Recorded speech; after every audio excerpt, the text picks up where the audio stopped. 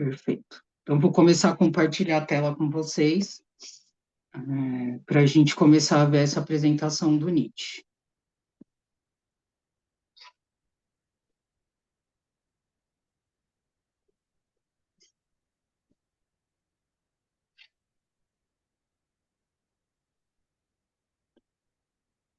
Vai abrir, né? Porque a tecnologia não tem que funcionar como a gente espera, mas a gente abre de novo. Simone, obrigada. Débora, foi você que colocou a tabela? Poxa, Débora, de verdade, assim, foi linda a tabela, eu gostei muito, obrigada. Eu ainda não tenho muita expertise para conseguir fazer essas coisas, assim, então eu agradeço a colaboração de vocês.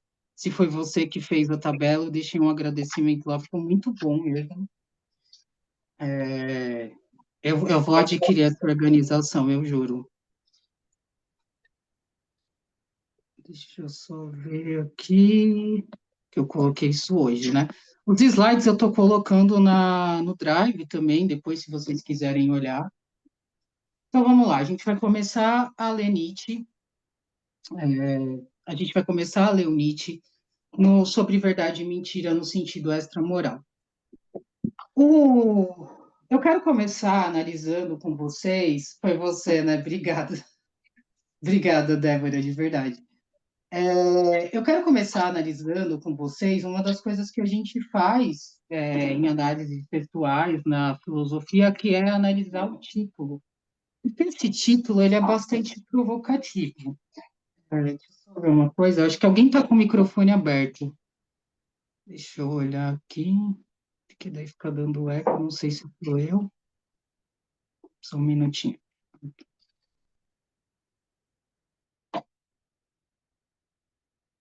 Deixa eu, tá ótimo. Bom, eu quero começar analisando pelo título, porque o título ele já nos dá algumas pistas, né? Sobre verdade e mentira no sentido extramoral. Bom, o Nietzsche ele vai seguir uma lógica opositora aqui, que é a relação entre verdade e mentira, né? Que é a ideia do terceiro excluído. Ou uma coisa é, ou ela não é. Não tem como ela ser uma terceira coisa, né? Ao mesmo tempo também. Porque uma coisa ela pode mudar de status em tempos distintos, em espaços distintos, mas no mesmo tempo e no mesmo espaço, a coisa é o que ela é.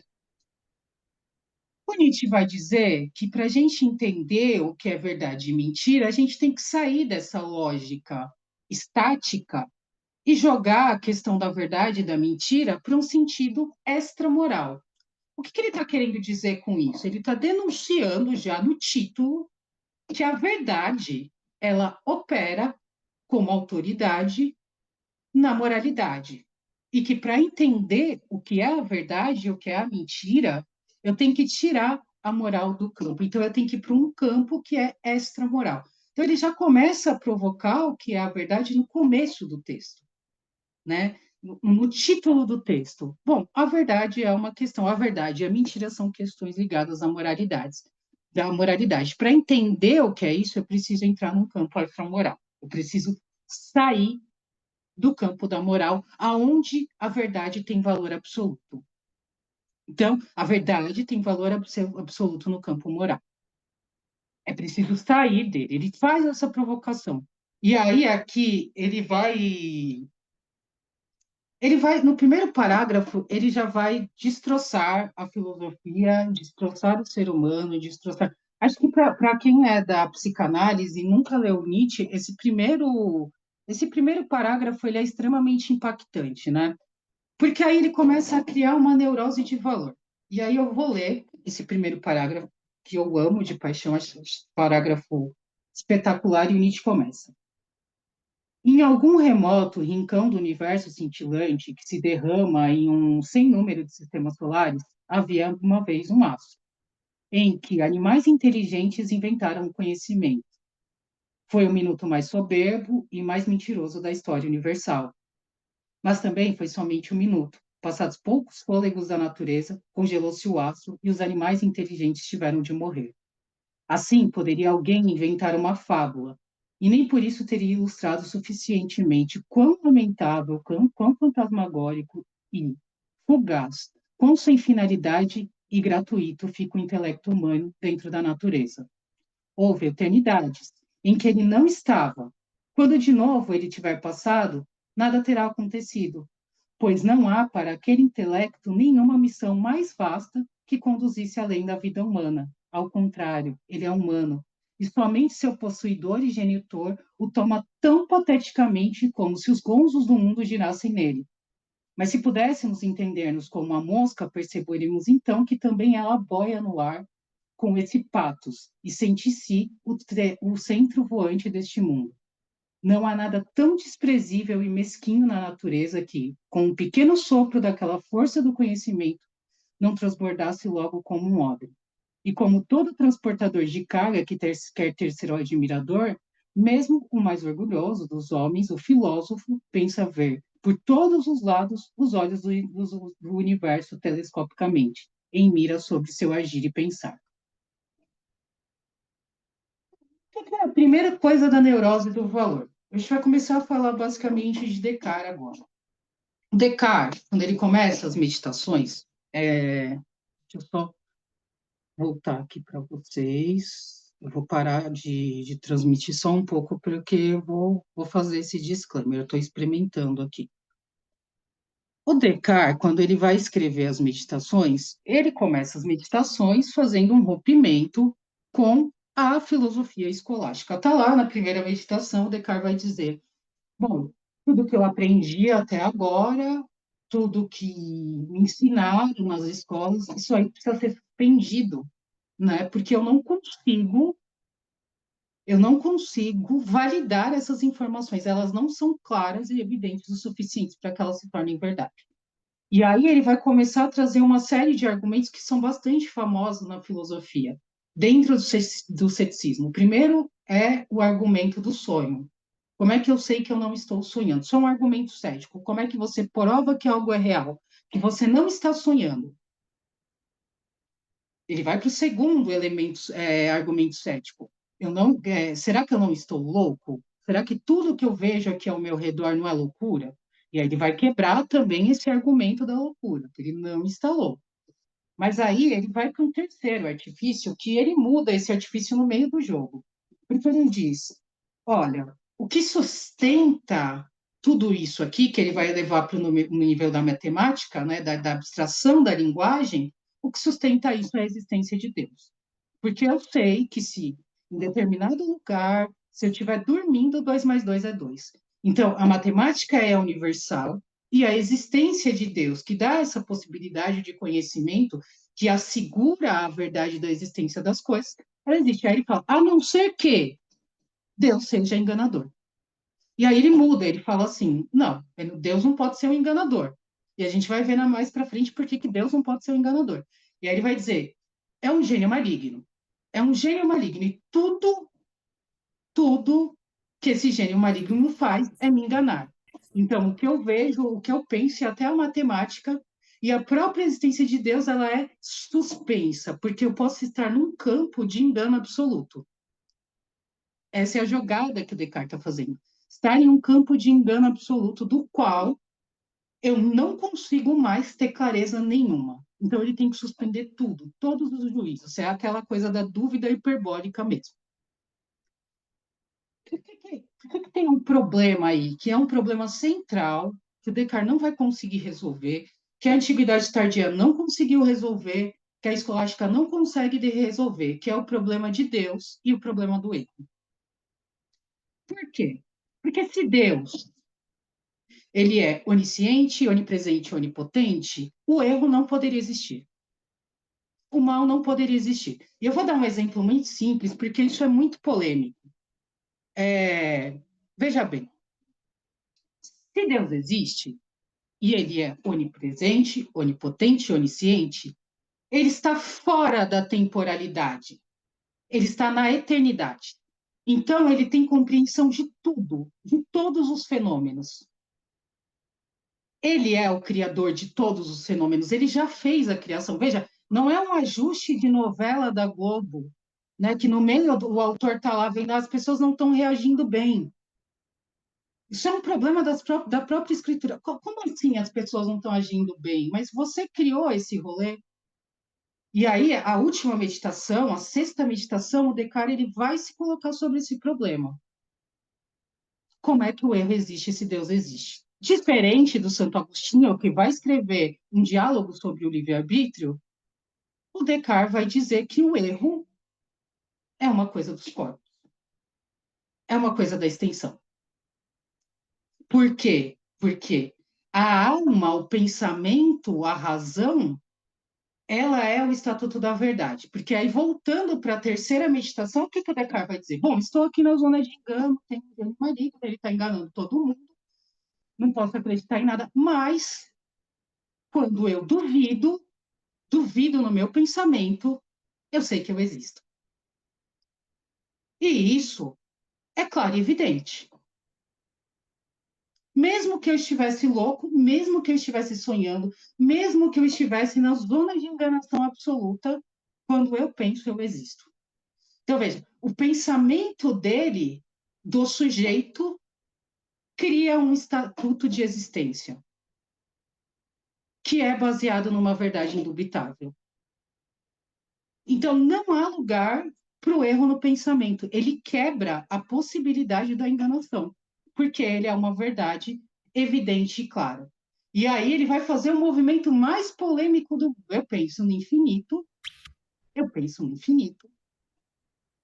mas os corpos são limitados. Então, deve haver algo que seja infinito e que me fez acreditar e saber que ele existe. Aí é Deus. É esse movimento que ele vai fazer, que é aquele meme da Inês Brasil, os homens criaram Deus, e aí ela vira e fala assim, não, gente, não, corta, tá errado. Que essa é a bagunça que ele está fazendo. Além de falar, de propor uma frase auto-evidente, mas eu não vou falar mal do Descartes hoje, porque eu gosto muito dele. Mas veja, ele cria um sujeito, e esse sujeito, a partir do seu pensar, da dúvida, ele cria o estatuto de verdade. Então, a verdade e o conhecimento estão lado a lado. Elas se fundem, né? É uma pergunta que eu faço: quem veio primeiro, o ovo ou a galinha, né? Porque é o sujeito que pensa para o Descartes é que coloca o estatuto da verdade. Então, ele vai conseguir, o Descartes ele vai conseguir inventar duas coisas incríveis. Um sujeito, que é ele mesmo, e ele vai conseguir criar outra coisa, que é uma verdade que vem desse sujeito que é ele mesmo. Só que para aí, porque aí tem o problema clássico do solipsismo. Como é que esse sujeito acessa outros sujeitos, acessa o mundo, acessa os corpos, e aí é que vem o problema do erro. Ah, o mundo me engana. A razão não. A razão corrige, que é o que ele vai falar no começo, a razão corrige o erro. Então, o Foucault começa o seu curso analisando a questão da Grécia Antiga. Mas o pilar fundamental da crítica genealógica dele vai ser esse período que vai ali remontar a modernidade. E ele cita o Descartes. Veja, ele vai citar o Descartes e tudo que vem posterior ao Descartes, Foucault vai dizer. O problema desse marxismo acadêmico é que ele pressupõe que existe um sujeito. O problema da psicanálise é que ela ainda é muito filosófica. Em que sentido? Ela corrobora o kantismo e o cartesianismo no sentido de dizer que há um sujeito. Que há um sujeito. E que esse sujeito, ele é uma coisa que nasce espontaneamente. Esse sujeito racional, o sujeito que você coloca sentido nele. O que ele está dizendo, basicamente, imagine que a gente acha que o sujeito ele existe e que quando eu estudo esse sujeito, eu vou criando sentido para ele. Ele está dizendo que o problema já está no sujeito, não está no sentido só que eu crio para ele, é a liberdade de determinar que o sujeito seja tal coisa. O problema está todo aí. E aí o Nietzsche vai derrubar isso já no começo desse parágrafo, porque veja, ele vai tocar no ponto essencial, ele vai falar assim, olha só, vocês são a periferia do universo. Vocês está falando da gente, tá? Ele está usando o homem aqui, mas ele está usando o homem no sentido ocidental, né? Vocês não são ninguém. E aí ele vai fazer uma coisa que é mais chocante ainda para todo mundo. Ele vai dizer, antes De tudo isso que vocês acham que é incrível que vocês fazem, já existia o universo. A vida já existia de outra forma e se propagava de outra forma que vocês sequer podem compreender. Vocês sequer. Então, ele quebra a temporalidade do valor. O ser humano, ele não é infinito, ele é finito e ele não tem alcance sobre a natureza. Ele sequer compreende o que é a natureza. Um sopro da natureza e ele está acabado. Ele vai passar. Naturalmente, ele vai passar, ele vai acabar. O ser humano vai acabar. Essa é a questão do Nietzsche. Isso é como vocês são pequenos. Vocês acham que tudo, porque ele fala, vocês acham que vocês conhecem a história universal. Veja a soberba, que história universal vocês conhecem. Nem a própria história de vocês conhecem, nem vocês mesmos vocês conhecem. Quanto mais a história universal. Então, o Nietzsche ele não vai medir palavras para dizer que o ser humano precisa entender de uma vez ou outra que toda a batalha constituinte dessas invenções que ele faz pelo conhecimento, que é uma invenção, não vão salvar ele da tragédia e do sofrimento. Não vão salvar ele da tragédia e do sofrimento. Não adianta. Não adianta. Não tem nenhuma teleologia na vida. Não tem. Ele está falando claramente. Não tem. Parem com isso. Vocês não são iluminados e não são destinados a nada grandioso. Porque quando eu olho para o universo, que eu olho para a natureza, veja, a gente é insignificante. Eu sei que esse discurso hoje roda muito, mas a gente está falando aqui do século XIX. O sujeito está chegando no século XIX e está falando assim: meu Deus, vocês não são nada, a gente não é nada. Por que vocês estão dando tanta importância? O que que vocês estão catalogando de fato? Para quê? Vocês querem ter domínio do quê? Então, já é um primeiro tapa de valoração que o Nietzsche está dando. E aqui eu falei bastante disso sobre a questão que a gente está discutindo aqui, é um problema de valor, porque é exatamente isso. O ser humano, ele acha, na compreensão dele, a luta dele existencial sempre é para que a sua vida, ou para que a vida da sua espécie, se estenda de uma maneira que ela não acabe. Então, efetivamente, o que o Nietzsche está dizendo assim, meus amigos, parem com isso. O ser humano, bem como todas as coisas em transformação no universo, ele começa aqui, ele vai até ali e vai acabar. Talvez, o Nietzsche não está falando nem isso, mas talvez em outra temporalidade que a gente sequer perceba, a gente nem exista mais. A gente não tem compreensão disso. É essa a questão dele, é colocar o ser humano no lugar dele de falar assim: vocês não são infinitos, vocês não têm compreensão sequer do que é infinito, certo? E vocês usam o conhecimento de vocês para dizer que vocês são capazes de compreender uma história universal que é coisa da cabeça de vocês. É uma neurose de valor. Você acredita mesmo tudo ao seu redor gritando. E aqui não é só o universo, né? É quando você tem a invenção ali das primeiras lentes, né? Que você vai começar a conseguir olhar micro-organismos, cara, tem uma infinitude de vida que a gente não fazia ideia. Então, como é que você quer dizer que você conhece a história universal? E aí ele vai mais longe nisso, né? Porque ele fala que o recurso do conhecimento do ser humano, ele é basicamente um disfarce. Um disfarce para sobreviver. E aqui ele vai continuar a fábula, ele não sai do esquema da fábula, tá? Quer dizer o quê? Bom, o ser humano, ou o homem, como ele escreve aqui, ou esse animal inteligente, ele não tem chifre, ele não corre, ele não consegue, pelas características físicas dele, se adaptar à natureza. Então, ele tem o quê? O intelecto dele, que é uma forma de produzir técnicas de disfarce para que ele consiga sobreviver. Então, veja como ele rebaixa o intelecto e o conhecimento para uma ferramenta de sobrevivência. O Quase, né? conhecimento é uma ferramenta de sobrevivência. Ele vai rebaixar o conhecimento. O conhecimento não é o estatuto da verdade, como Descartes colocava. O conhecimento nada mais é do que só uma ferramenta que a gente usa para sobreviver.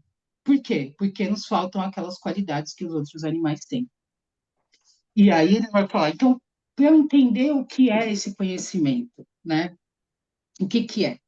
Bom, esse conhecimento é uma série de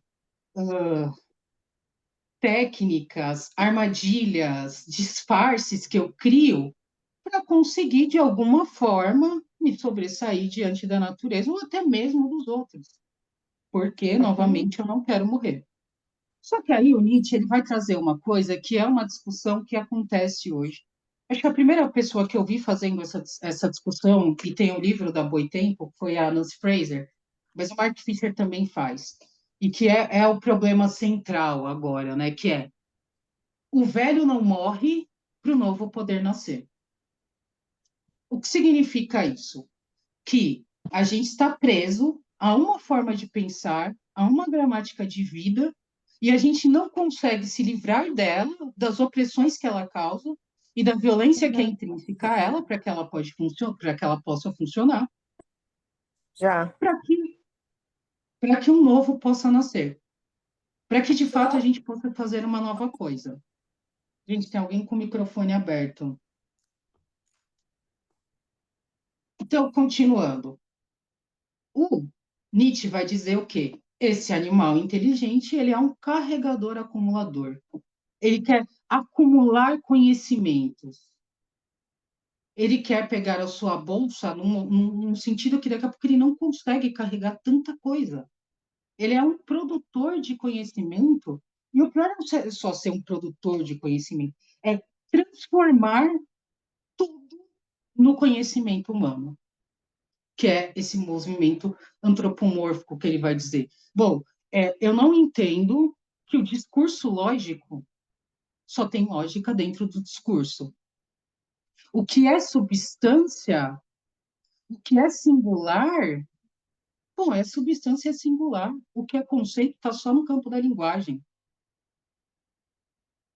Isso é importante, por quê? Porque isso já está em Aristóteles. Quando o Aristóteles vai fazer a metafísica, não tem esse nome, mas não vou entrar nesse caso, mas quando você lê a metafísica, lá que são as aulas do Aristóteles, ele vai dizer, existe a substância é o que é.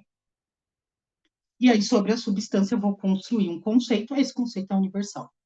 E aí ele vai pensar nas formas, né? Como é que você pega um material, uma matéria, e você vai modificar essa matéria, e vai fazer a forma, e vai fazer tudo. Mas isso tudo é abandonado, porque o que produz sentido para o mundo, mesmo na modernidade, é a razão. E aí a gente vai fazer, a razão só produz verdade e conhecimento sobre a própria razão. Porque aí ele vem com uma coisa que é brilhante, né? Ele vai continuar aqui nos parágrafos e ele vai dizer uma coisa que é brilhante. Ele vai dizer assim: o que é conhecer alguma coisa? Conhecer alguma coisa é eu olho intuitivamente para alguma coisa, eu faço o reconhecimento do que é aquela coisa, e aí eu vou criar o conceito. Então ele fala: o conceito nada mais é do que algo que vem da intuição do mundo. Ele não é o mundo. Eu não consigo chegar nisso. E é claro, porque esse é um problema que o Kant não conseguiu resolver, esse é um problema que o Descartes não conseguiu resolver. Qual é a grande coisa do Kant? Né? Existe o fenômeno e existe a coisa em si. Aí o Kant deixa claro, a coisa em si é a barreira, eu nunca vou chegar à coisa em si. O Nietzsche vai até citar aqui, né? Tem a coisa X que a gente nunca vai conhecer e que a gente precisa aceitar que a gente não vai conhecer. E aí ele vem com essa citação aqui no começo ainda, que ele fala que o conhecimento engana sobre o valor da existência, né? Então, quando eu tomo conhecimento para pensar o valor da existência, eu estou sendo enganado. E quanto aos outros campos que o conhecimento faz, ele também engana. porque ele só atende a sua linguagem interna, que é o famoso, como que é a poesia do Fernando Pessoa? Nunca conheci quem tivesse guardado rebanhos, mas é que eu não eu tô esquecendo o nome, né? Mas eu acho que é o guardador de rebanhos. Que ele fala, não há metafísica nenhuma nas árvores. Pensar é estar doente dos olhos. Ele está fazendo exatamente isso. Ele está dizendo assim, é, quando eu olho para uma árvore, eu posso classificar a árvore da forma como eu quiser. Isso não tem nada a ver com ela. Não tem nada a ver com aquele ente que está na natureza. Isso tem a ver com um código humano. Então, a verdade, ela é uma restrição de uma invenção humana, de uma invenção humana que sempre parte de uma intuição, sempre parte de uma observação que é uma intuição. Por quê? Porque eu não consigo, de maneira nenhuma, olhar para uma coisa e absorver a essência daquela coisa. Então, eu vou produzir um discurso sobre ela. Mas eu estou produzindo um discurso sobre ela. Vou ver as repetições das. Eu estou produzindo a repetição dos fenômenos sobre aquela determinada coisa. Isso não tem problema nenhum. O problema é dizer que isso é uma verdade absoluta. E aí, o Nietzsche ele vai mais adiante nisso, né? Antes de chegar nessa parte do impulso à verdade, eu queria falar uma outra coisa que ele vai entender que é muito importante sobre ainda o problema da verdade, sobre o dogma, que é o ser humano. Veja, essa crítica que ele vai fazer aqui, eu vou achar a página certinha, mas eu acho que tá. Bom, eu tinha marcado, mas é a parte. Aqui, achei. Bom, tá lá na frente, né? Eu tô com uma edição diferente de vocês, mas é quando ele vai falar sobre a convenção, né? O que é a convenção da linguagem. E aí, o Nietzsche ele vai apontar uma coisa que é muito importante. Ele fala: levar a razão para compreender tudo é um pensamento matemático e frio sobre a vida. Não dá para a razão comportar a existência.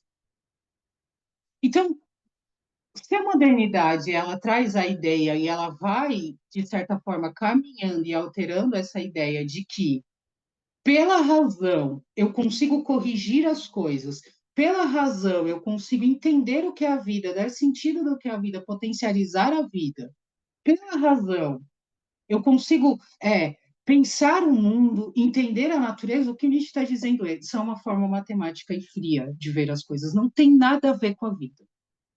E quando a gente pensa o que esse pensamento racional produz de violência e domínio, como a colonização, depois como os movimentos fascistas, nazistas, o quanto de corpos, e depois as guerras alastradas, né, pelo mundo, né? É guerra na Coreia, guerra no Vietnã, depois vai ter a crise do petróleo, aí você vai inverter e vai ter a invasão então do Oriente Médio. Aí vai nascer um elemento novo que é o terrorista, né?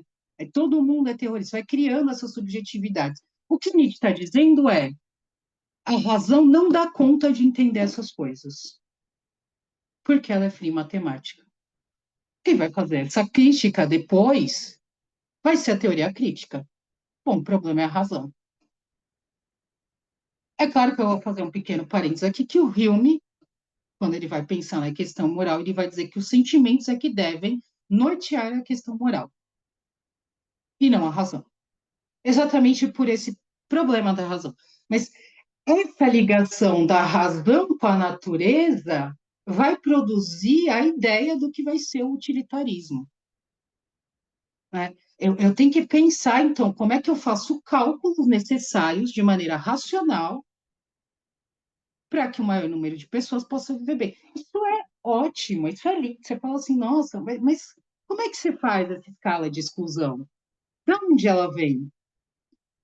Como é que a razão opera numa escala de exclusão? Quem é a maioria? Veja, esses discursos eles parecem ser inocentes, mas eles continuam rodando, né? Você vai ler o Bentham, e aí o Bentham está lá colocando toda a ideia dele, do utilitarismo, de mudar o sentido dos valores, que os valores agora sejam racionais.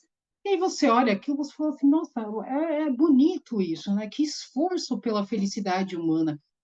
Quem é humano no final das contas? Porque esse cálculo racional, ele já é um cálculo de exclusão.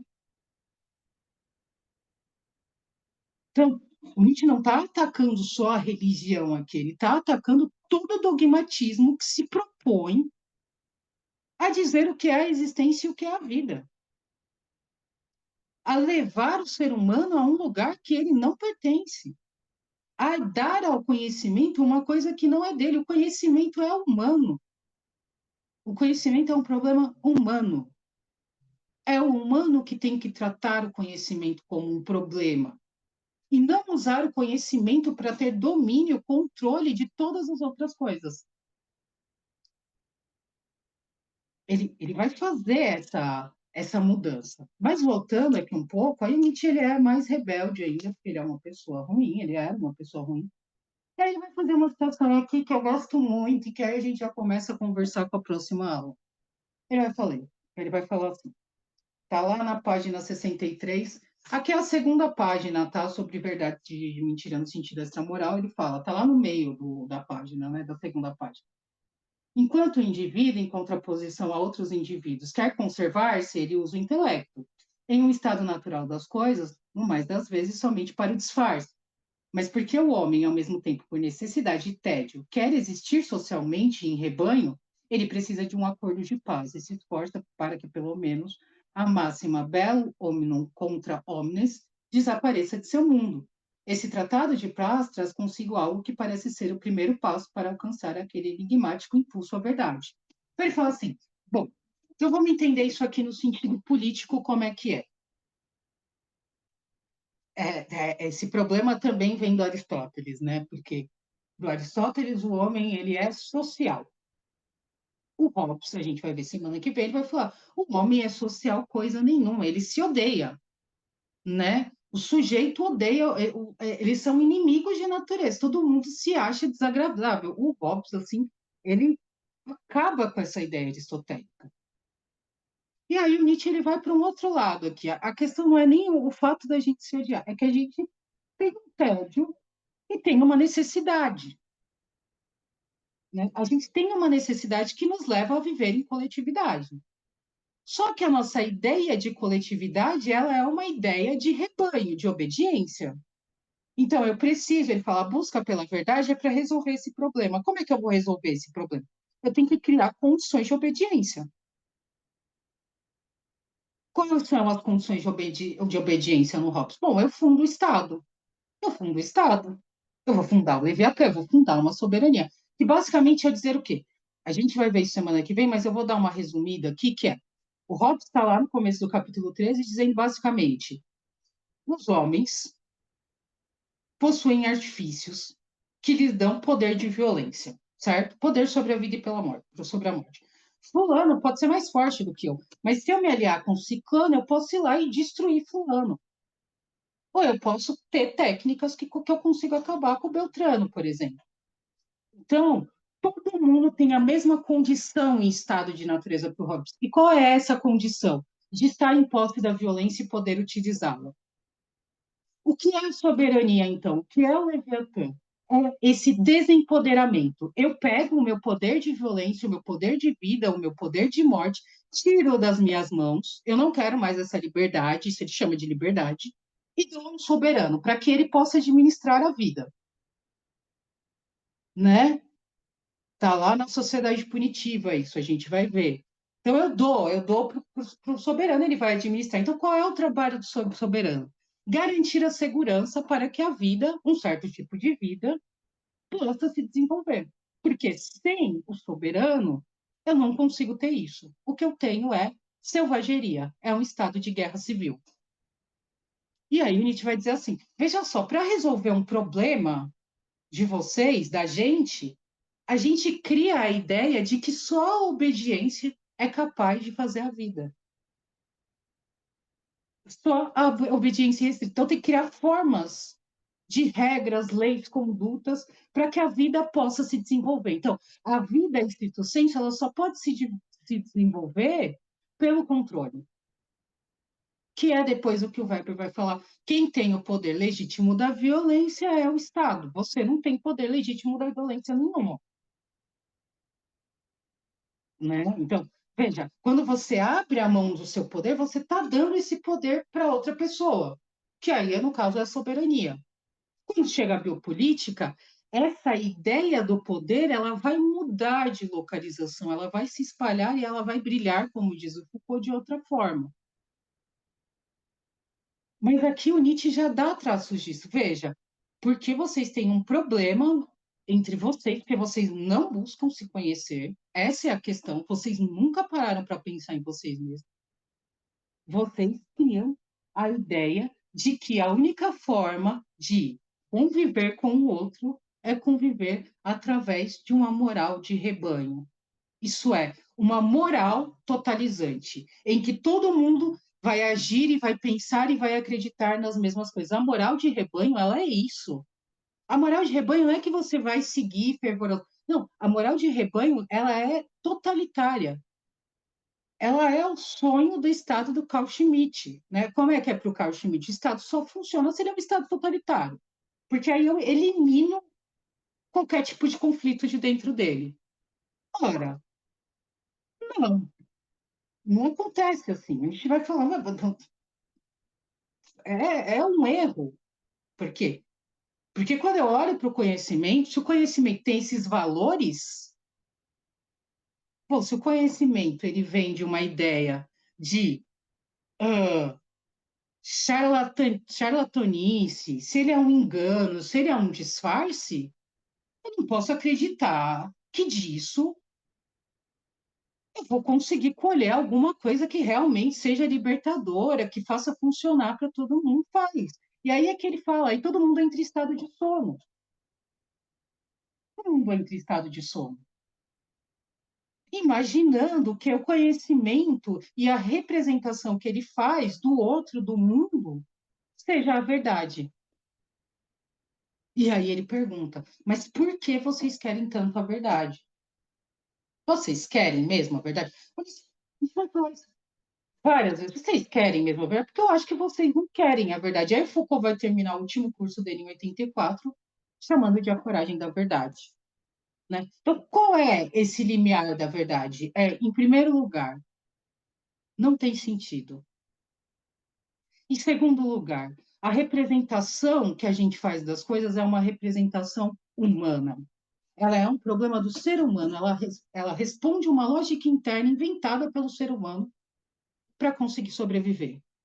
Então, todos os artifícios que o ser humano cria, o Leviatã, as ordens médicas, as instituições religiosas, isso são ferramentas que ele cria, técnicas que ele cria para uma finalidade humana. Não tem nada externo, não tem nenhuma iluminação, não tem nenhuma natureza que faça isso. Isso é um problema do ser humano. E aí ele está dizendo, olha, na escala que vocês colocam de valoração no conhecimento, ele é o oposto de tudo que vocês estão dizendo. Então, todas as coisas que ele cria, vocês têm que colocar em suspensão. Mas vocês fazem o oposto, vocês tornam todas essas coisas dogmáticas. Perguntar, né? Como é que a gente imagina, por exemplo, um mundo sem Estado? Como é que você imagina um mundo sem instituição religiosa? O processo de naturalização dos fenômenos institucionais, dos fenômenos discursivos e das práticas sociais, eles são tão fortes que o Nietzsche vai dizer, a gente cai em sono e não tem como. Claro que você vai acreditar. O seu mundo passa a ser sustentado por isso. É uma questão existencial. A sua existência, a questão sobre a sua existência, ela é roubada. Ela é roubada por uma verdade imposta. E aí é que está a questão, assim, da onde vem essa verdade? Da onde vocês estão indo procurar essa verdade?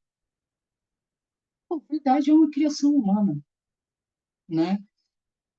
É esse problema dele. A verdade é uma criação humana. Então, ela não vai atingir, no final das contas, a libertação de nada e nem de ninguém.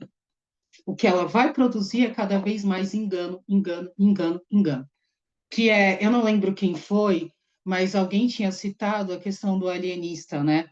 Do, do, do Machado.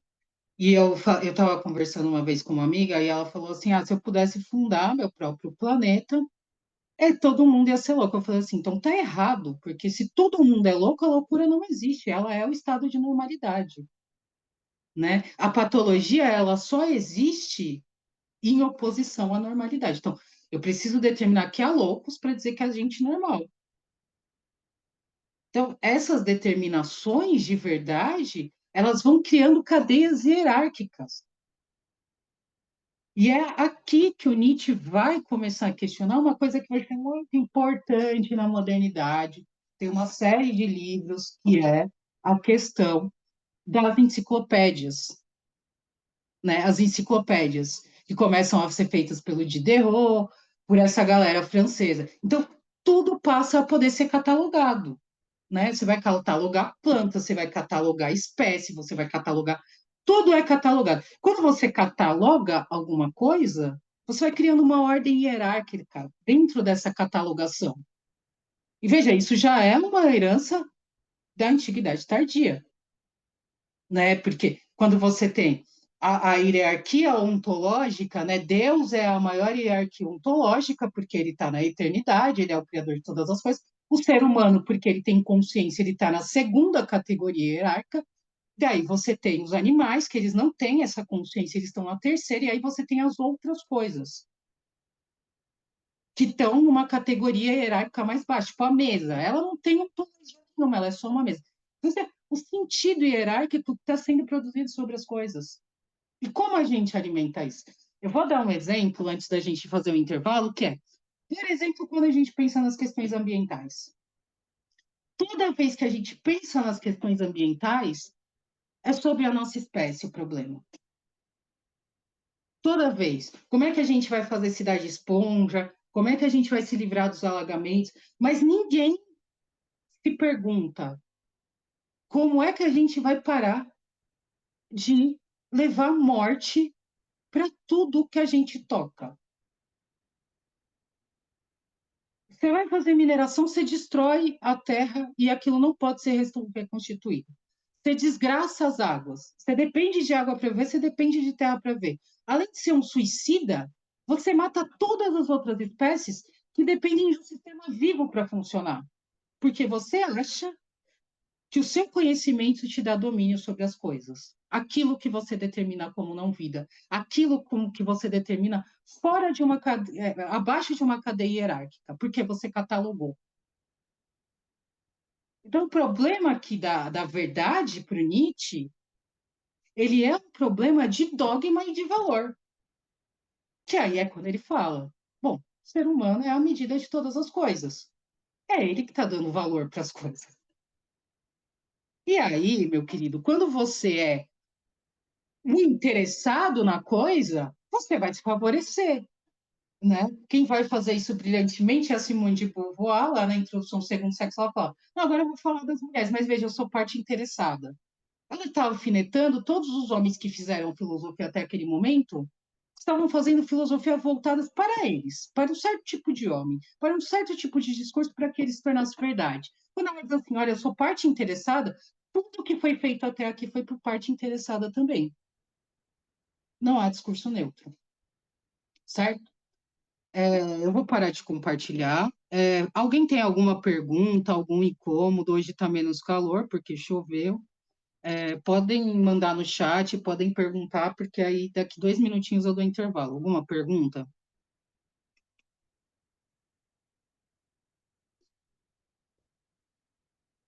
Dúvidas, raiva do Nietzsche, não gosto do Nietzsche, ele é feio. Não, tá tudo bem? Beleza, então. Vamos fazer assim, vamos fazer uns 7 minutos aí de intervalo. Quando for umas 8h07, 8h08, a gente volta, beleza?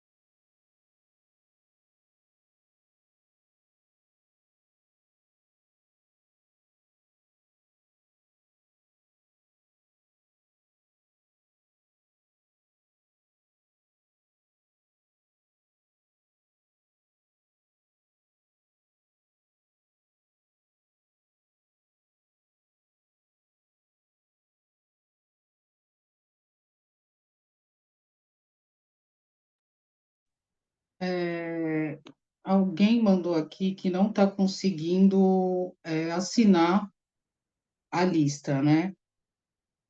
Quem que é a pessoa que não está? Ah, está aqui, a Débora colocou de novo. Se você não conseguir, me passa seu e-mail aqui, porque daí eu mando a lista para você, igual eu fiz na semana passada para outras pessoas. Mas ela está compartilhada, tá? Para conseguir assinar, mas eu preciso saber se vocês estão conseguindo assinar ou não. Continuando. Bom, deixa eu só ver que chegou uma pergunta aqui. Eu acho que chegou, né? Você havia comentado do Cogito da loucura em Descartes. Lembrei daquela interpretação do Foucault sobre o Derrida, criticou e tal. O que acha dessa leitura dele? Eu não faço ideia. Me dá uma explicada de onde foi, sobre o Cogito, porque essa deve estar em algum ditos escritos que eu não li. Então, se você puder falar, Henrique, dar uma ajudada, dar uma clareada, abrir um microfone e escrever aqui para a gente ler juntos, me ajuda, porque eu não faço ideia do que seja a crítica do Foucault ao Derrida sobre a questão do Descartes, tá? Então, deixa aqui, aí eu vou falar, a não ser que você tenha... Pode abrir, Arthur, pode abrir o microfone e perguntar. Olá, boa noite, todo mundo. A minha dúvida é a seguinte: eu estava conversando com um professor que ele é hegeliano, então parte daí já o referencial teórico dele. E ele coloca a seguinte questão, que afirmar que a razão é uma invenção seria a razão afirmando algo que nega ela mesma. Então, ele vai nesse caminho para tensionar não só o Nietzsche, mas também toda a filosofia da diferença, enfim. E foi algumas coisas que a gente teve durante as aulas e ele sempre me pegava nessa. Ele me colocava assim, tipo, olha, mas é a razão negando a razão, então não faz sentido. É como se fosse. Daí ele vai para o Hegel falando do Kant, que o Kant coloca a coisa em si, na verdade, é a razão, colocando um limite para ela mesma. Enfim, então, como você vê isso e como que sai disso? Ou, enfim. Obrigado, viu? É, Nossa, Arthur, é exatamente o problema que o Dreyfus e o Rabinot vão apontar para o problema do Foucault, né? Você usa a linguagem para denunciar a verdade, a linguagem. E aqui você usa a razão para denunciar a razão. O Nietzsche vai fazer essa denúncia da razão por diversas ferramentas. Por exemplo, qual é uma das ferramentas que ele vai fazer? Vai utilizar? Que não é a razão, mas é uma análise do discurso, porque o Nietzsche era um filólogo. Então, lá na genealogia da moral, ele vai olhar, então, se o bem e o mal existem. E aí ele vai olhar que dentro das sociedades, a diferença entre bem e mal, ela vem de um acordo social. Tá, Andressa, eu vou olhar, obrigada. Então, o que que o Nietzsche vai olhar? Ele vai olhar, então, pela a filologia, pelas palavras, como é que isso se forma. Porque o problema essencial do Nietzsche é um problema ali que o Hegel não trata, e que o romantismo alemão não trata, né? Que é essa origem, que é o problema de origem. Eu dei uma pulada no problema de origem, porque eu não vou ler com vocês o texto que Foucault vai falar sobre isso, que é o Nietzsche, Genealogia e História. É esse o texto do Foucault sobre o Nietzsche. O que o Nietzsche quer dizer é, a razão, ela existe. Ela não tem por que falar que ela não existe, ela está aí. Só que, quando eu olho para o convívio social de determinada história humana, ela não revela uma continuidade progressiva, por exemplo, como o Hegel vai colocar, né? Qual é a grande questão do Hegel? Você tem um momento histórico, você vai ter uma contraposição orgânica desse momento histórico, porque para o Hegel é orgânico, né? Essa relação do positivo e negativo, até que você tenha uma conciliação. O Foucault e o Nietzsche não estão negando que tenha essa disputa, eles estão afirmando que tem. O que não tem é uma conciliação pela razão. Então, quando eles analisam a razão, ou pelo discurso da filologia, ou pelas práticas sociais, e aí o que são as práticas sociais? Para a gente entender. Por exemplo, se eu digo para você que as leis têm como objetivo decretar o que é justiça e o que é injustiça, então eu vou olhar nas práticas sociais. Se a lei ela funciona exatamente assim. Então, eu vou fazer um recorte ali das leis e vou ver se elas funcionam na prática social assim. Então, quando você vai ler o Beccaria, o que o Beccaria vai falar? O Beccaria usa bastante o Beccaria em Vigiar e Punir.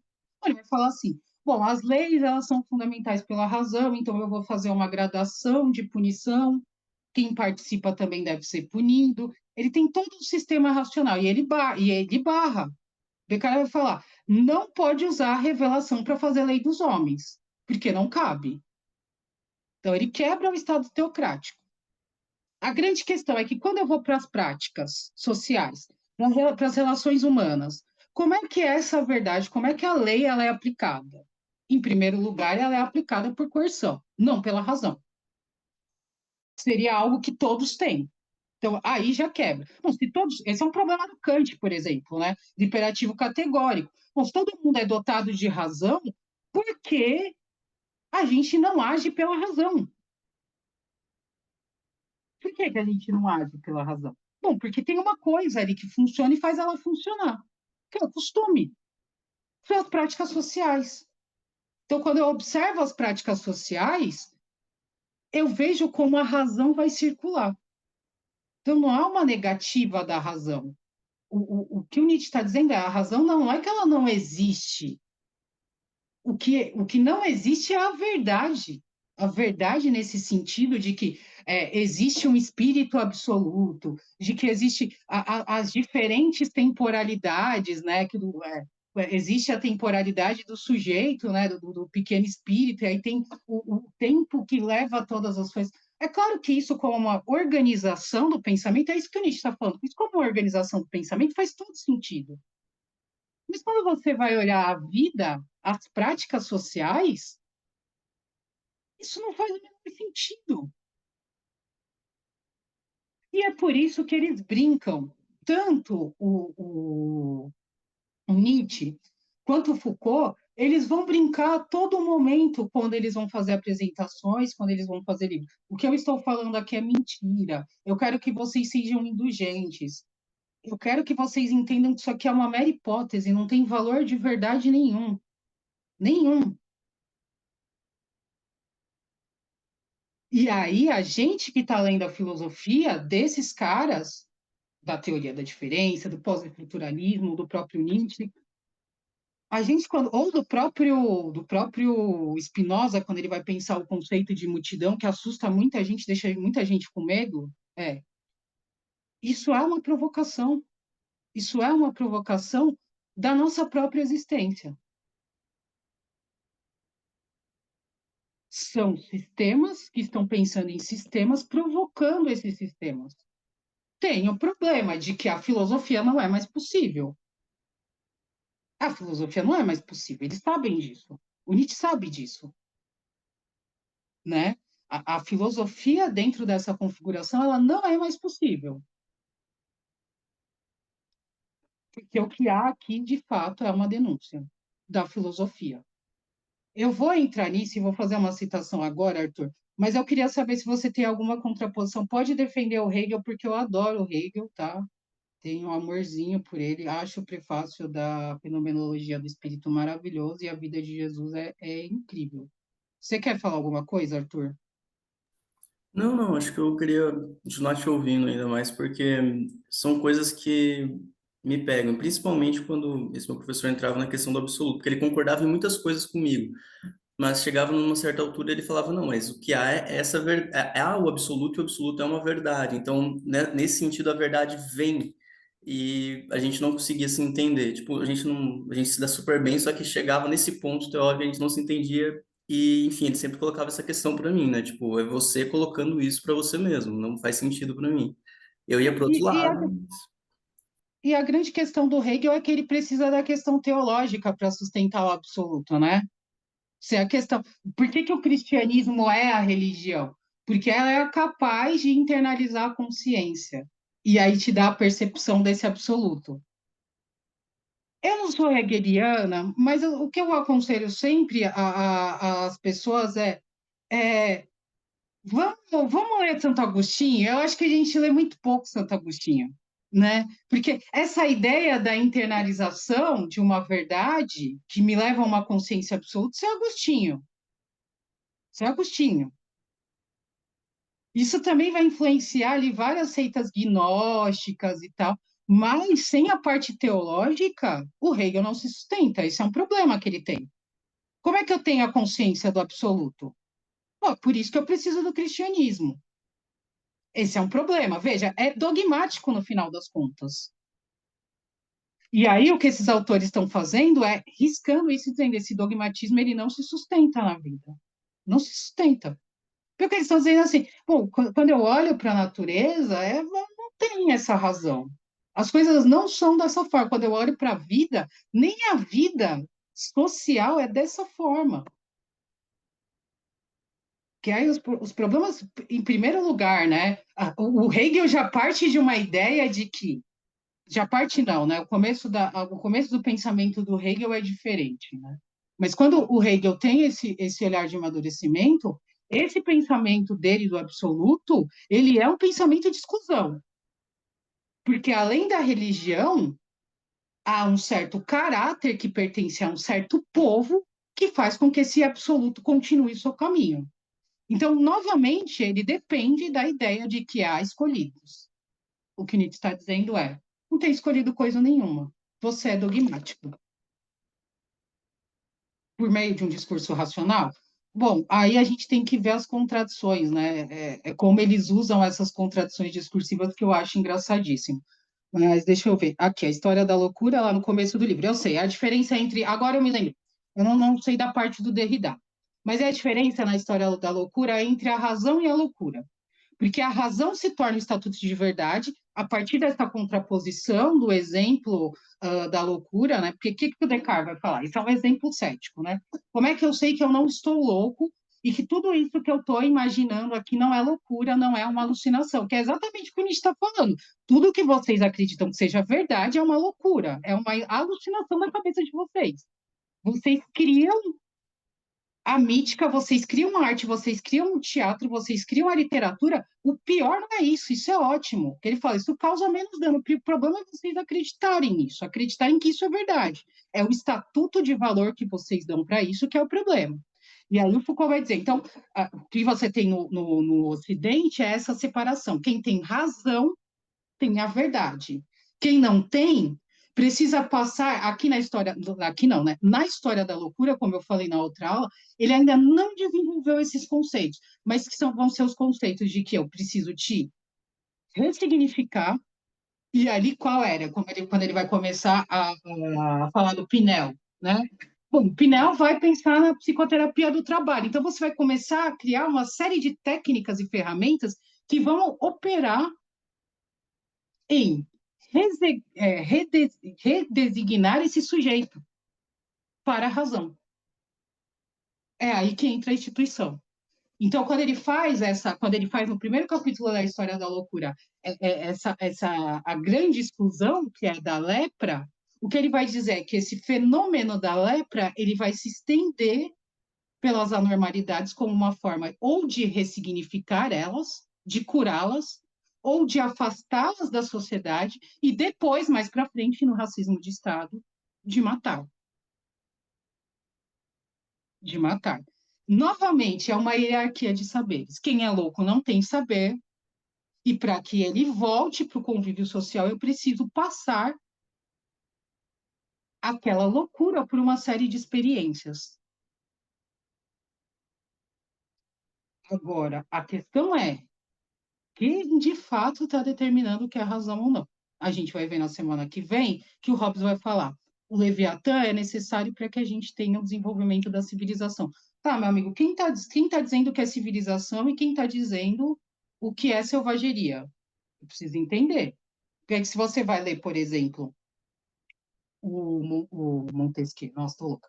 Se você vai ler o Montaigne, a coisa é outra. O Montaigne vai falar assim: meu Deus, mas vocês falam que eles são selvagens? Selvagem é a gente queima a gente no meio da rua.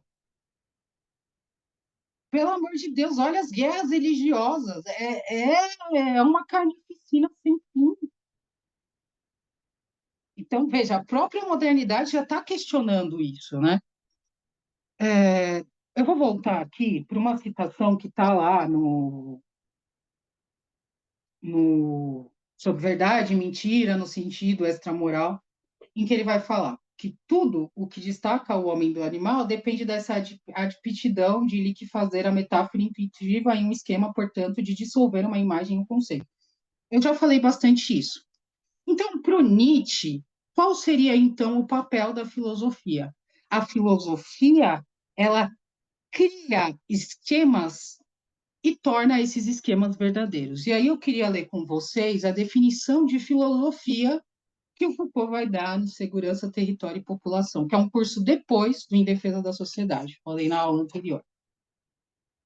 O Foucault, ele não perde tempo, ele tinha que frequentar a Sauda, então ele não está perdendo tempo, então ele vai definir rapidamente, está lá na página 5, quem eu não subi, mas posso subir depois, Segurança, Território e População, mas ele vai dizer lá na página 5 do Segurança, Território e População, definindo o que ele faz. Ele fala, é uma coisa que, de uma maneira ou de outra, por razão simplesmente de fato, tem a ver com a filosofia. Que ele está falando, eu não faço história, não faço literatura, não faço sociologia. O que eu faço é alguma coisa que tem a ver com a filosofia, que é o quê? Isto é, com a política da verdade, porque não vejo muitas outras definições para a palavra filosofia além dessa. Trata-se da política da verdade. E aí, lá na frente, na próxima página, ele vai dizer: nunca fazer política.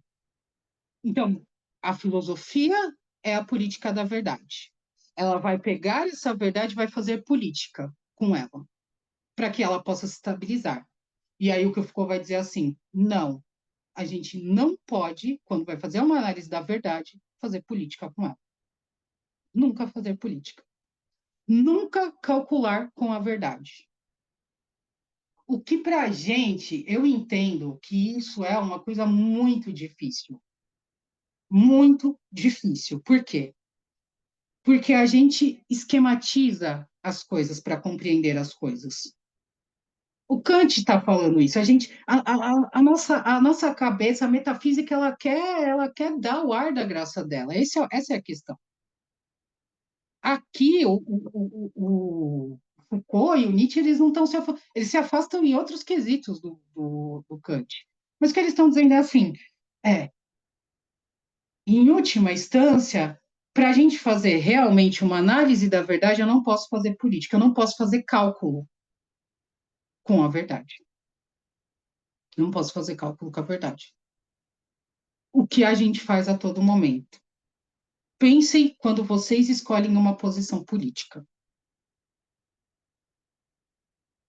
Como é que a gente escolhe uma posição política?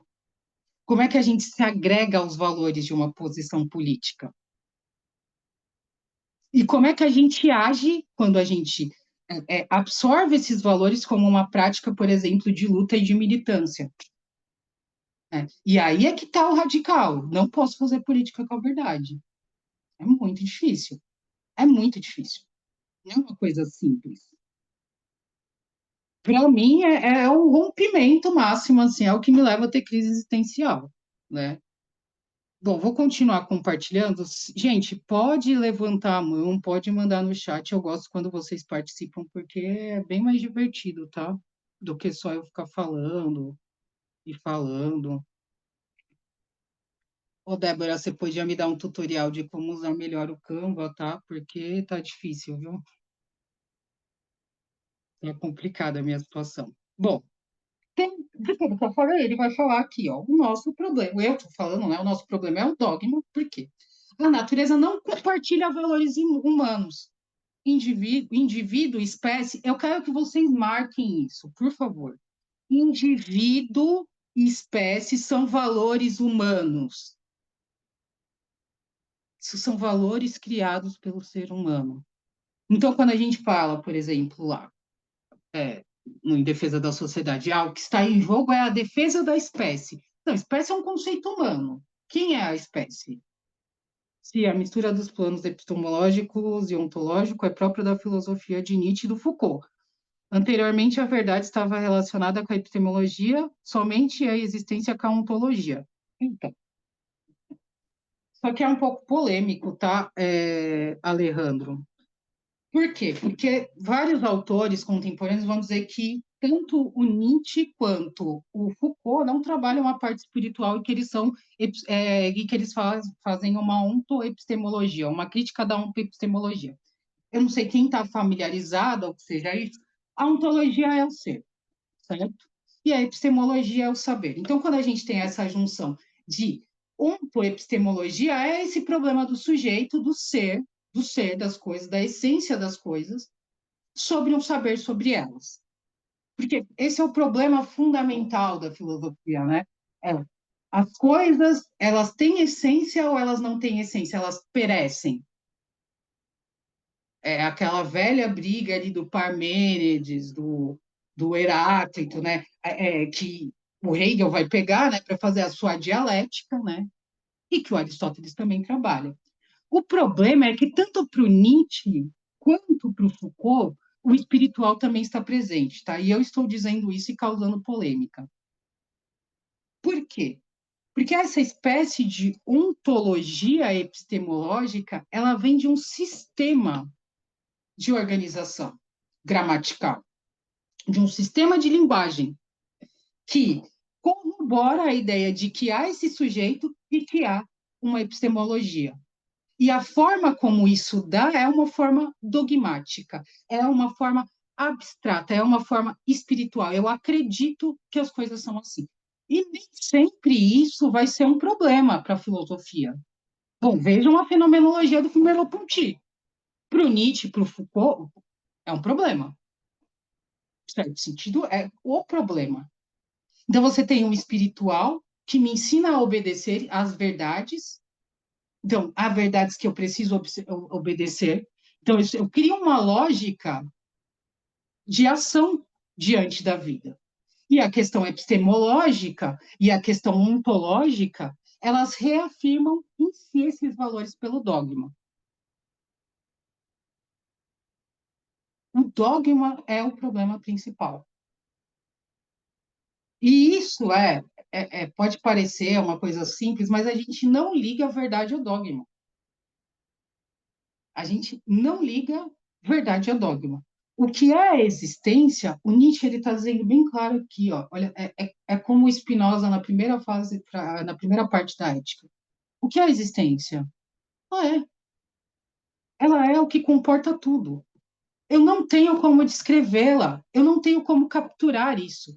O que eles estão dizendo, em certo sentido, é tanto a ontologia, quanto a epistemologia, quanto a questão espiritual, elas são recursos de entendimento, mas elas não podem ser verdade. Porque se elas se tornam verdade, elas são dogmas.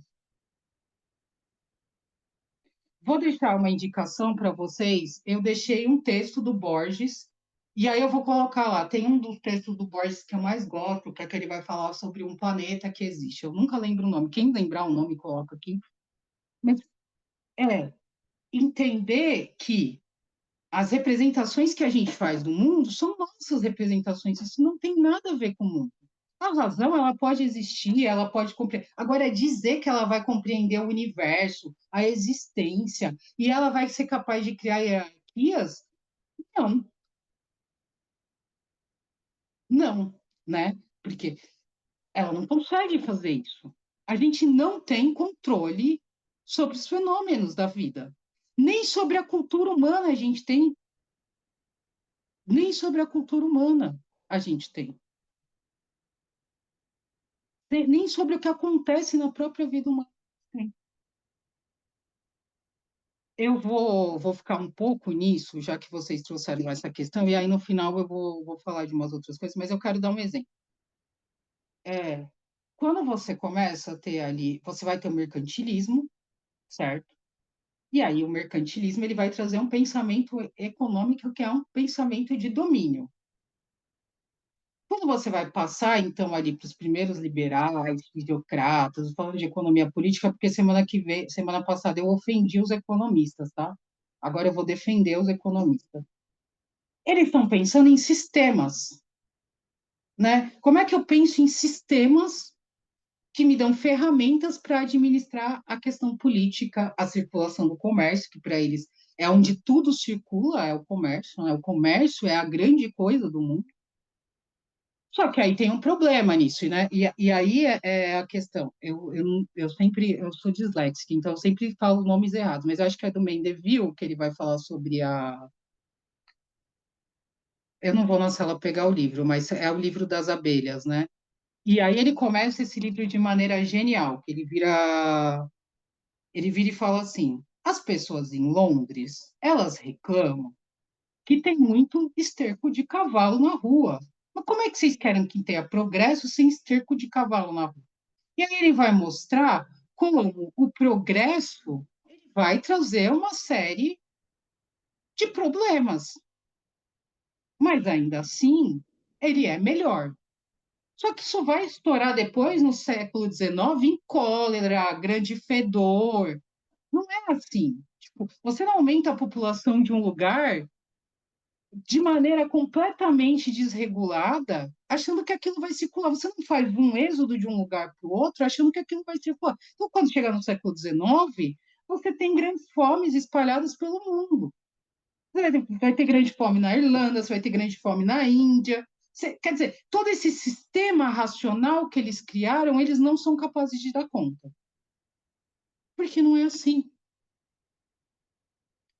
Essa crítica à ciência humana, ela é fundamental para entender. Não basta ter um especialista em determinada coisa, não vai resolver o problema. Porque ele opera dentro de uma lógica que gera o problema. E isso bate diretamente na nossa vida. Veja só. Os economistas abrem o microfone, que eu sei que eles estão aí. Quem comanda a economia é um especialista, é um técnico. Esse técnico não conversa com a vida das pessoas, né? Que é a ideia assim, qual é a finalidade da economia dentro de um Estado? Essa é a pergunta fundamental que tem que ser feita. O Estado tem que dar lucro? O Estado tem que enriquecer? O Estado tem que ser capaz de gerir as suas dívidas? Como é que funciona? Qual é a finalidade? Ah, ela é puramente técnica. A economia ela é puramente técnica. Ela não é política. Ela é uma ciência. Ela é técnica. Ela vai operar. Bom, se ela é uma ciência e se ela é técnica, ela vai operar. Há muito tempo ela está tendo muito problema. E aí essa é a questão do Arthur. Bom, não importa se eu estou pensando a razão pela razão. Quando eu olho na prática mesmo, na vida social, cara, as pessoas vivem na beira de esgoto. Não é isso, né? Que tipo de ciência é essa que tem como finalidade administrar o Estado para que a vida das pessoas possa, de fato, se desenvolver? E quando você olha, tem um grupo majoritário de pessoas em que elas estão numa escala de não vida. Aí entra o fator político. Então, a classificação, o problema dela é que quando eu olho na espontaneidade dos fenômenos, que é o que o Foucault chama de efeitos, né? Eu vou criando essas coisas, isso vai gerando efeitos. Quando eu olho os efeitos, eu falo assim, meu Deus, está tudo perdido. E aí eu quero terminar essa parte dizendo uma coisa, voltando para o alienista. Porque aí você chega num ponto que todo mundo é anormal, todo mundo é dotado de alguma normalidade que prejudica o desenvolvimento humano. E se todo mundo comporta alguma normalidade, ninguém é anormal. O problema é o efeito que isso causa dentro do social. O problema é isso. Porque eu quero voltar para a moral de rebanho agora para a gente já dar início à próxima aula. Quando a gente está dizendo assim que para viver em sociedade o que se espera é essa obediência irrestrita, esse pensamento único e totalitário da moral de rebanho, você segue as coisas, isso não é visto na prática.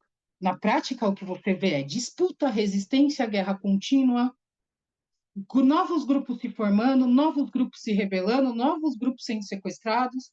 O que você vê não é o fim da guerra pela soberania, não é o fim da guerra pela razão, é a proliferação contínua da guerra.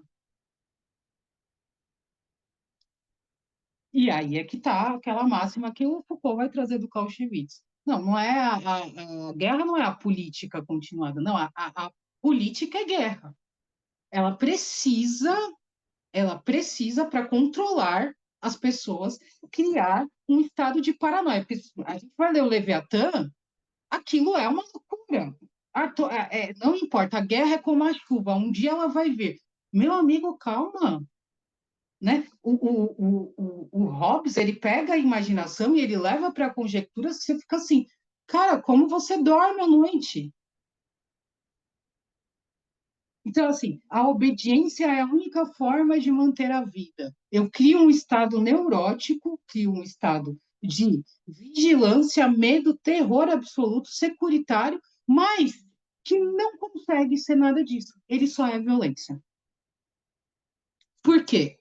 Porque na raiz do problema ontoepistemológico, a fundação do sujeito racional em um determinado período, em determinado lugar, como valor de verdade, elimina a possibilidade de outros tipos de vida. Ou você se assemelha àquela vida, ou você é não vida.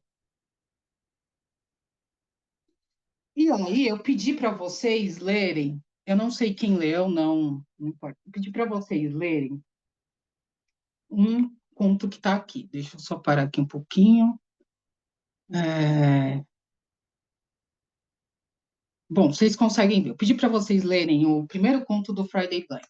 O que a gente tem nesse primeiro conto? Tem exatamente essa luta pela violência, pelo domínio da violência, para que alguém se torne humano. Então a gente está ali encontrando o personagem principal, ele está tentando achar um emprego, mas tem um problema grave para ele achar esse emprego, que ele é uma pessoa preta. Então ele tem que, o máximo possível, diminuir a sua percepção da sua pretitude. Ele não pode ser preto. Então ele vai falando, no dia que ele sai, né, que ele já está no estado de revolta, fala, camisa que eu estou usando, se eu usar camiseta, eu sou mais negro. Se eu usar camisa, eu sou menos. Se eu uso boné, eu sou mais negro. Então, você vai vendo essa escala de associação e representação que determina quem é o sujeito. E ele não consegue emprego. E aí, ele está participando fora disso, o evento fora disso, de um massacre de crianças. Essa parte é chocante, que é um cara que está com os filhos numa biblioteca, ele sai, tem um grupo de crianças brincando, crianças pretas, ele diz que olha só, ele diz que se sente ameaçado, pega uma motosserra que está na caminhonete dele e mata as crianças, inclusive uma ele corre atrás, ele é absolvido, porque ele diz que ele se sentiu ameaçado, estava só protegendo a família dele. O que esse personagem principal faz no final eles vão render duas pessoas, porque aí eles começam a matar as pessoas para dizer, veja só, a gente vai matar, a gente vai pegar a violência. E aí tem aquela cena final, e que aí eu quero ler para vocês, que é o exemplo maior disso, é chocante como ele vai revelar a sua humanidade pela sua capacidade de ter poder sobre a vida de outras pessoas. É exatamente isso que ele faz. Ele se torna humano, ele se torna respeitável, ele perde o medo que ele tem da polícia, ele perde o medo que ele tem da morte, quando ele tem a possibilidade sobre a vida de outras pessoas, de comandar a vida. Pela primeira vez, ele tem essa possibilidade de comandar a vida das pessoas. Deixa eu ver se é aqui. Aqui, é rapidinho, é lá na página 37 que ele fala. Ele tá lá naquela cena, né? Eles já bateram no casal que tá lá no chão, e aí eles começam a ouvir a sirene. É um grupo de pessoas que estão lá, e ele consegue obter uma resposta desse casal que foi espancado e está no chão, né? Em homenagem a uma das crianças lá que foi assassinada. E aí ele diz, e aí na narração, né? Emanuel olhou em volta, ouviu os gritos de veículo da polícia mais perto agora. O Sr. Cold e outros tinham saído correndo. Ele ouviu as sirenes e, pela primeira vez na vida, Emanuel não teve medo delas. E por que ele não teve medo delas? Porque ele estava dotado da capacidade de poder ser violento, de ter domínio sobre a vida dos outros. Enquanto o sujeito que era dominado até aquele momento, ele não se sentia seguro e ele não se sentia enquanto um sujeito que tem capacidade de conduzir a própria vida. A partir do momento que ele retoma essa violência, ele vai morrer, ele vai morrer. A polícia está chegando e vai fuzilar. Ele. Mas essa mudança de posição, de se reempoderar, de pegar a violência de volta, faz pela primeira vez com que ele não tenha medo. Então, é, é essa provocação. A ontoepistemologia, ela é um processo de violência. Um processo de permissão de violência sobre a vida de alguns. Ela determina a existência de alguns, se ela vai ser reconfigurada, se ela é aceita. Só que, aí, novamente, quando eu olho nas práticas sociais, eu tenho graves problemas disso. Porque não é tão simples. E essas configurações, elas vão mudando. Por que eu citei aqui, por exemplo, a crise do petróleo? Porque a crise do petróleo vai criar uma nova configuração de racismo, uma nova configuração de sujeito, uma nova configuração de morte. E a gente teve o símbolo disso, né? Você pode matar qualquer pessoa que esteja em território palestino, porque todo mundo é terrorista. O poder da subjetividade é esse poder de determinar. Quando eu quebro essa subjetividade, ou eu tomo, aqui é o lugar de você tomar, né? Que é o que o Fanon fala, né? Eu tomo o lugar daquele que me violenta e eu pego a violência de volta. Nessa configuração é a única forma de eu me sentir humano. É a minha capacidade de também matar. Veja como isso é violento. É a minha capacidade de domínio que me torna humano. E aí é que tá. O jogo do Nietzsche é quem faz a análise é o ser humano, tudo volta para o ser humano. Então, o interessado é um tipo de existência humana que vai determinar como é que tudo. Aqui eu não estou falando só sobre colonização, não, tudo no mundo e no universo se relegue a essa vontade desse sujeito, dessa espiritualidade e dessa verdade, desse tipo de conhecimento. E é difícil imaginar um mundo que não seja assim, porque ele se naturaliza. Mas esse é o desafio, né? Quando a gente entende, então, esses meandros, a gente vai entendendo o problema. Como a gente vai lidar com eles é outra questão. Então, só repetindo, tudo vira medida de valor do homem. Eu estava pensando num exemplo e que eu gostaria de dar, porque eu falei disso rapidinho na outra aula e que eu quero terminar com isso. Quando eu falei para vocês na aula passada que a propriedade privada ela é uma mentira, tem uma filósofa brasileira que eu gosto muito, chama Denise Ferreira da Silva. A Denise vai falar que o processo de colonização é um processo de sequestro e de roubo.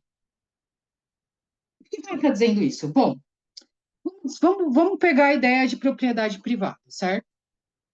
Bom, se a propriedade privada existe para mim e eu chego em outro lugar e há pessoas lá, bom, nas minhas leis eu não posso invadir aquela terra porque tem pessoas lá e a terra pertence a elas. Vamos supor que eu suspenda a minha lei porque eu estou em outro território. Bom, aí eu tenho que respeitar as leis de quem está naquele território. Eu tenho que acessar o indivíduo que está naquele território para entender como é que as leis dele funcionam. Eu posso chegar e invadir? Não, isso é contraproducente. Mas o que o Foucault vai dizer é, enquanto você se maqueia numa ideia de civilização, o que você faz é rapinagem. É uma invasão, é uma tomada de terra, em que você suspende a sua lei, em que você suspende a humanidade do outro, então, portanto, a sua capacidade de fazer leis, a sua capacidade de autogerir a sua existência, a existência da sua comunidade. Você diz que o sujeito não é capaz disso, e a partir daquele momento você rouba, e depois você vai dizer: agora eu vou tutelar vocês para que vocês sejam civilizados. Vejam só como vocês não são civilizados. Gente, que processo é isso? É exatamente esse o processo de suspensão. Eu ajo com as coisas dependendo do meu interesse. Sim, O panótipo é uma coisa que a gente pode discutir porque ele é uma provocação do Foucault, né? De como é que eu sistematizo toda uma sociedade. Isso é, de fato, o panótipo, ele tem uma questão que é, a gente vai falar nisso quando a gente fala no racismo de Estado, que ele é a vigilância interna. O que faz o panótipo funcionar é exatamente a nossa violência, a nossa vigilância interna. Todo esse processo que eu estou falando aqui, ele não funciona acreditar na propriedade privada, acreditar em demarcação de terra, porque assim, demarcação de terra é uma coisa muito estranha, né? Você está dizendo para as populações que já estavam aqui que você vai demarcar terra para elas, terras que foram roubadas dela, dentro dessa lógica. Então, a lei e a justiça criada pelos homens tem a única forma de atender os homens. Um tipo de homens, um tipo de humanidade, um tipo de civilização que a gente almeja ser. Mas que, pasmem, a gente nunca vai ser, mas a gente precisa acreditar. Por isso que eu falo que a questão do painótipo é interna. Se eu me normalizar, se eu trabalhar, se eu estudar, se eu andar dentro da linha, se eu fizer tudo que me é requerido, se eu obedecer irrestritamente, eu me torno um ser humano. Não. Não cabe você dizer isso. Você não tem esse poder. Esse poder não é seu. Não é seu. Esse poder foi dado para o soberano. Ah, mas tem a sociedade civil. A sociedade civil é mais uma abstração como é o Estado. Quem é a sociedade civil? Eu deixo essa pergunta. Então, para a próxima aula, eu quero que a gente leia o capítulo 13 do Leviatã, porque é onde eu vou começar, e deixa eu só pensar. E a segunda aula do Em Defesa da Sociedade. Mas eu vou colocar no papel também lá para ficar melhor, para vocês conseguirem se organizar.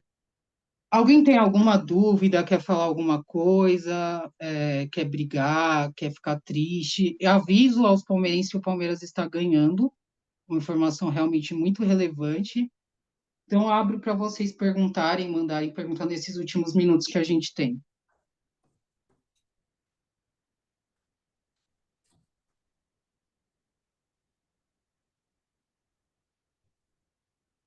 Ninguém tem nenhum incômodo.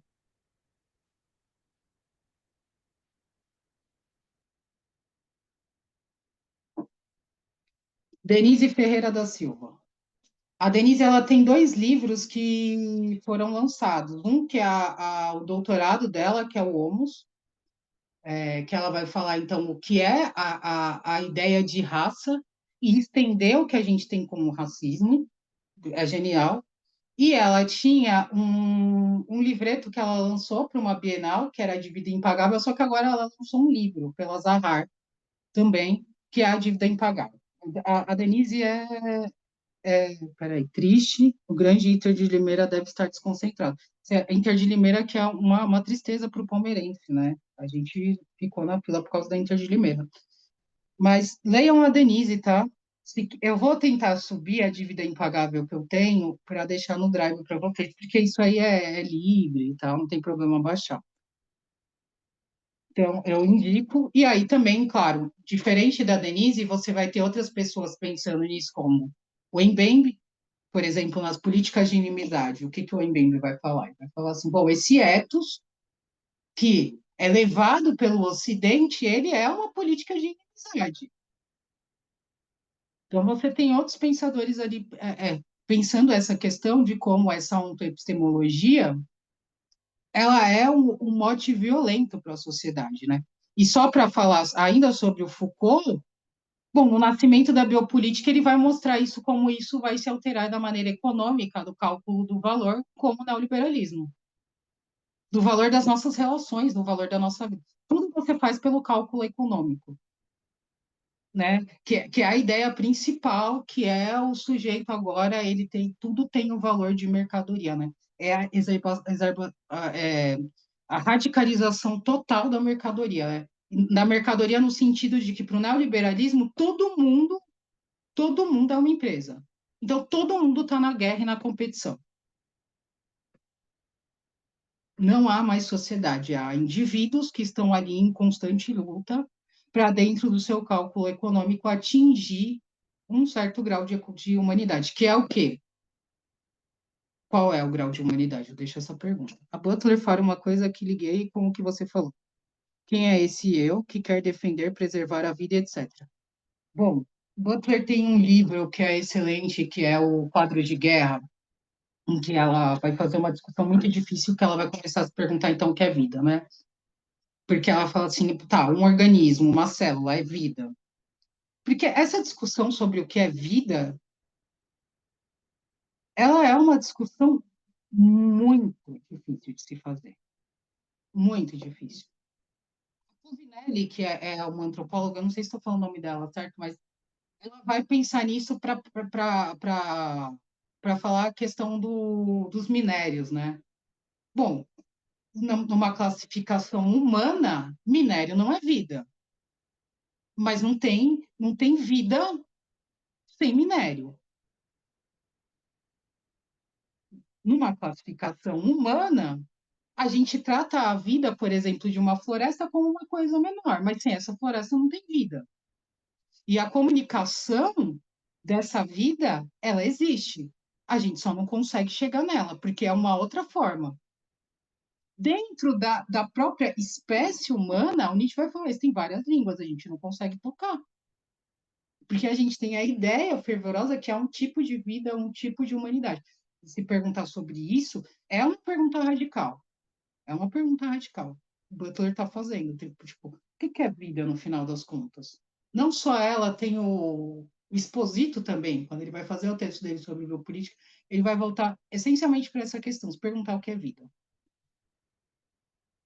Isso é fundamental para a gente fazer qualquer tipo de discussão. A Butler vai trazer a questão do aborto, né? O que é ou não uma vida para a questão do aborto. Ela tem coragem de trazer esses problemas, né? Tipo, bom, um feto é uma vida? Uma célula é uma vida? O que é uma vida, então? Não é tão simples, né? Não é... Tem uma imagem que é uma imagem que me choca muito, né? Que é quando Israel começou a atacar o Líbano. E aí você tem imagem das bombas caindo e as pessoas correndo, né? Como é que há permissão para esse tipo de violência?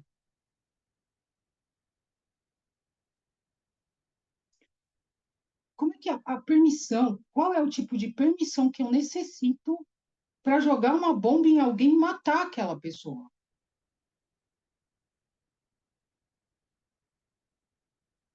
Ela tem que estar em outro lugar que não é vida. Ela tem que estar em outro lugar. Então, a forma epistemológica como a gente cria a catalogação, as hierarquias, elas tomam a nossa forma gramatical de pensar as relações dessa forma dogmática que é extremamente problemática. E a gente cada vez menos é sensibilizado por isso.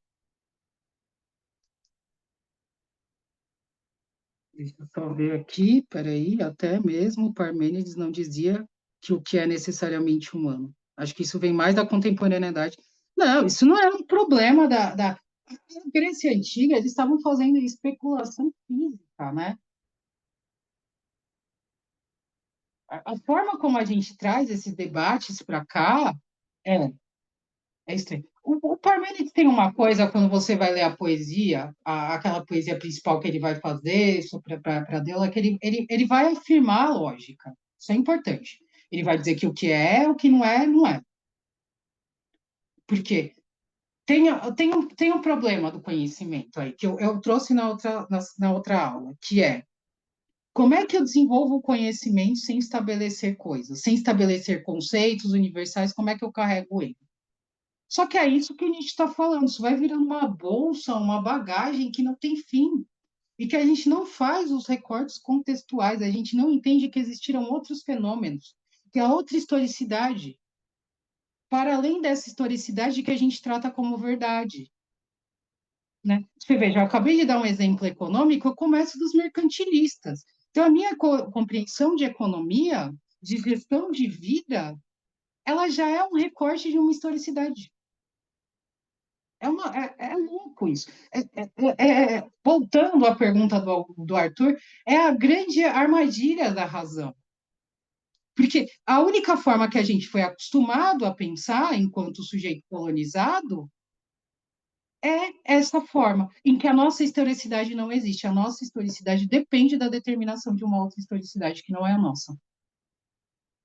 E a nossa historicidade, ela é difícil de ser rastreada. E isso é uma coisa para a gente se provocar. Precisa ter uma historicidade tão rastreada assim? O que está acontecendo? Quais são os discursos que desfilam sobre essa historicidade, sobre as revoluções, sobre os economistas, sobre as fomes? Como é que isso está circulando para a gente? Aí tem o lance do Benjamin, né? Digo, tipo, que a modernidade isso reside na psicologia e não nasceu na modernidade. Peraí, tipo.